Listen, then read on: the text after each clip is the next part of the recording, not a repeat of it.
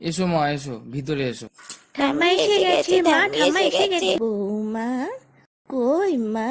কেমন আছেন মা? আসতে কোনো অসুবিধা হয়নি তো? দিন ব্যাগটা আমাকে দিন। না না, কোনো অসুবিধা হয়নি। তোমরা সবাই কেমন আছো মা? হ্যাঁ মা, আমরা সবাই ভালো আছি। ঠাম্মা আমাদের জন্য নাড়ু এনেছো তো? দাঁড়া, মানুষটা সবাই এসেছে, একটু বিশ্রাম তো করতে দে।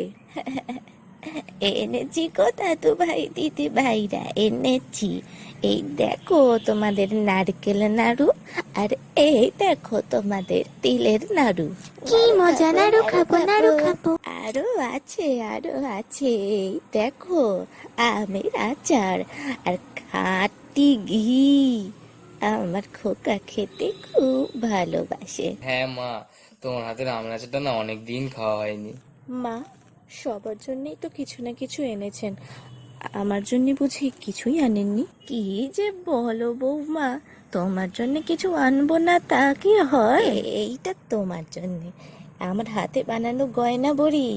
তুমি তো গয়না বড়ি ভাজা খেতে খুব ভালোবাসো, তাই না? Please subscribe my channel, comment, share and like the video.